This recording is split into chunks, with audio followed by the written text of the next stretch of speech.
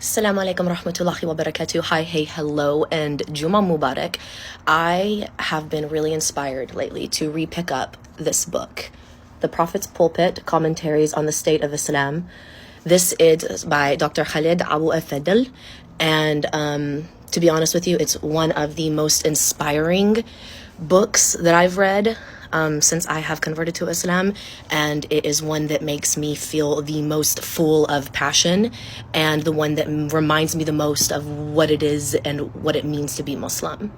Right now, we're seeing an influx, a mass conversion of people who are seeing the Palestinians, who are inspired by them, and who are looking at Islam, and in turn, looking at us, people who were born Muslim, people who are converts, and what we're doing and how we're acting and what we're saying during this time. So I digress. I'm going to read this to you. Just a couple of excerpts out of this that I find to just be extremely inspiring, and something that I think if you are a born Muslim, if you are a convert, if you're just a human being who comes across this and is like, man, there's a lot of people going to Islam. What does that mean? What does it mean to be Muslim? I feel like this right here will speak to that. This whole book would be beneficial, and I highly suggest you all reading it. But for now, I'm going to talk about chapter 4, where it says, knowing the strength of your inner light. This is from this chapter that I feel are most relevant and impactful for right now. Bismillah, you cannot separate faith from the reality of what faith is meant to bring into your life. Remember that it is a fundamental tenet of Islam that God is self-sufficient and immutable. God gains nothing from our practice. The gift of light, which is the gift of the divine, because the divine is the light of the heavens and the earth, is to partake in divinity. It is to see the divine within. No amount of law, instruction, or dogma can make you find the light within unless you look deeply at a mirror. God makes a solemn promise that if you seek the path of light, God will hold your hand and take you out of darkness and into the light. But the second part of this verse has always made me pause. It has often been on my mind as I studied the history of humanity, the rise and fall of societies, the nature of tyranny, exploitation, racism, ethnocentrism, sexism, and the ways that human beings dominate and exploit others. When God's light shines within, your senses and desires long for the beloved. You long and you understand.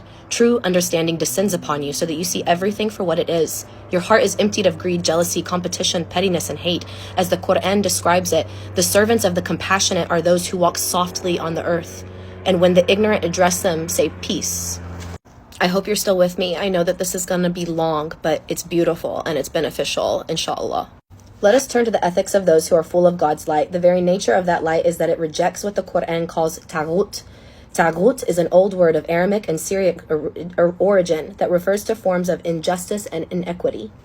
Remember that the Quran reminds us that no religion is without a measure of light. God reminds us that Musa, Moses, and Jesus, Isa, were sent with books that had light in them. Yet the truth and test of light is that it draws you to beauty. It draws you to what is beautiful, just, merciful, and compassionate. If you claim to have light within but are blind to injustice and oppression, I suggest you have not acquired God's divine guidance. Rather, you have acquired a type of dependency like a drug addiction that gives you comfort at the expense of others. God's divine guidance makes you averse to everything ungodly. It makes you averse to everything that is demonic or satanic. It makes you averse to everything represented by the images of suffering, powerlessness, oppression, harm, and tyranny. Now, what's beautiful about this chapter and how it directly relates to what's happening right now is Dr. Khalid actually goes into a article from the National Geographic that was released about the excavation by Israeli authorities under the Al-Aqsa Mosque.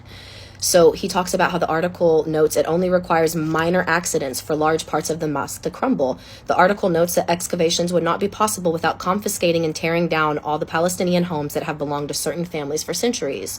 After Israel confiscates and destroys these homes, Jewish settlers are then allowed to move in if the land will not be used for future excavations. Time and time again, people I respect intellectually fail the test of light. Why?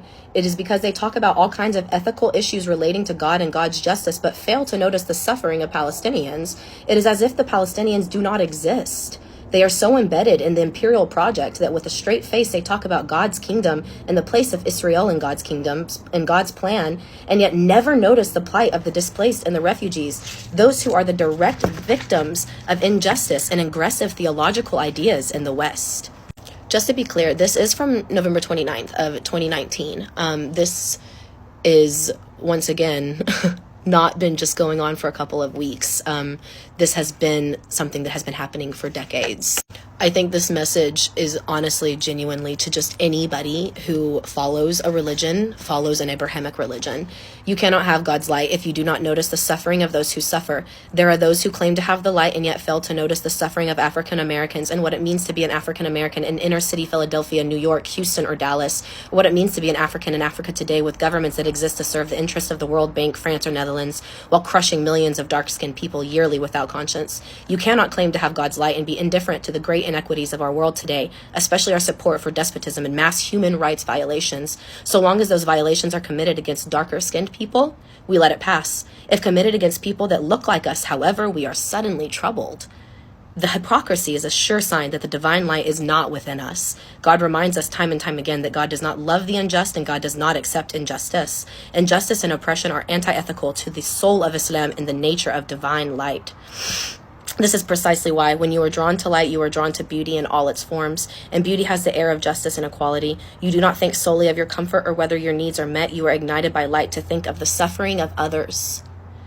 It is like saying, what is within me that I exist to serve you? That is Islam. That has been Islam from the very beginning until today. Pray with me that Muslims remember that. Highly suggest.